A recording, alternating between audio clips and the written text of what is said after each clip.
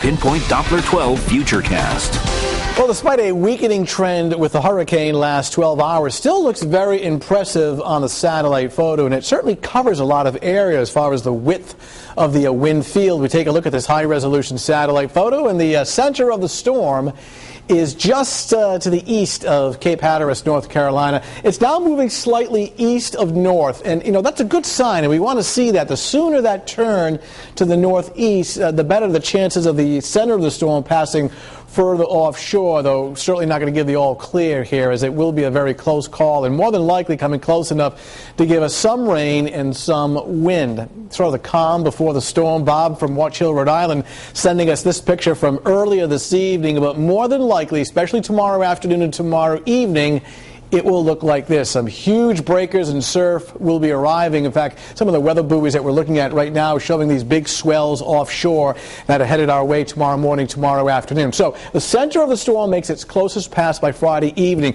Now, we should note that now one of our computer models is indicating that the eye of the storm is going to pass over the mainland. It's going to stay offshore south of Nantucket, but because the storm is so wide, you still get some impact. Large surf, large waves. The highest risk, as far as, say, damaging wind and even hurricane force wind, would be for the outer Cape and islands, though the track is still a close call. Rough conditions along even the Rhode Island coast as well. Heavy rainfall, 3 to 5 inches. Beach erosion, some washover at the time of high tide tomorrow as those rollers are coming in.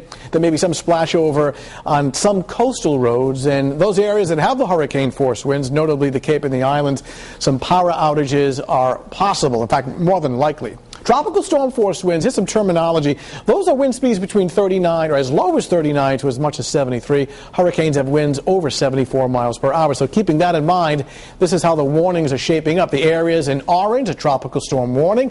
Notice it does not include our northwestern suburbs.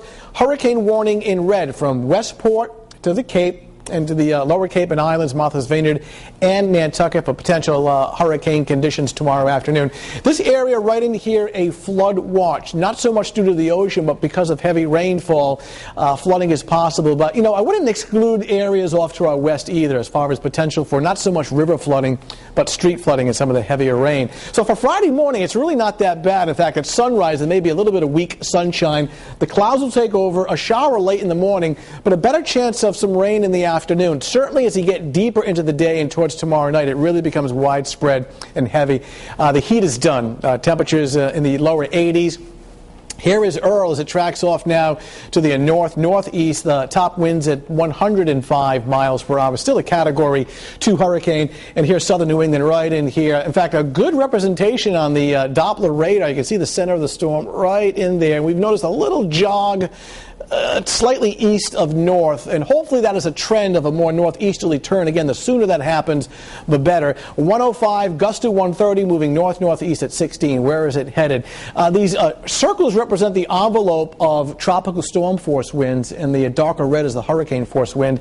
8 o'clock in the evening, making its closest pass, actually tomorrow night, just south and east of Nantucket. This yellow line represents the eye. But again, don't want to write it off yet. Even at this late stage in the game, a slight shift to the left brings worse conditions further west as far as rain and wind. But just the opposite, a track a little further off to the right, further out to sea, is obviously a much better scenario. But for now, the computers have been very consistent with the track of the storm passing just south and east of Nantucket, racing away in the Canadian Maritimes by Saturday morning and Saturday afternoon. Impacts, well, obviously big-time surf and some heavy waves at the beaches.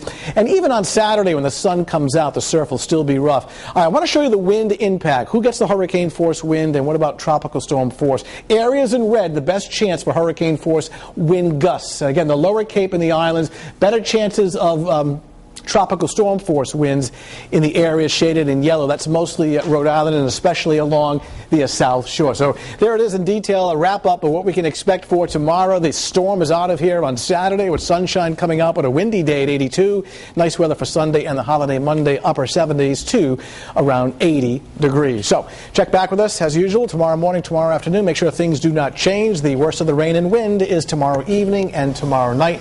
It's a fast mover. It's gone on Saturday. All right. Thanks, Tony. Coming up next on Eyewitness News at 11. As Hurricane Earl heads towards southern New England, a Rhode Island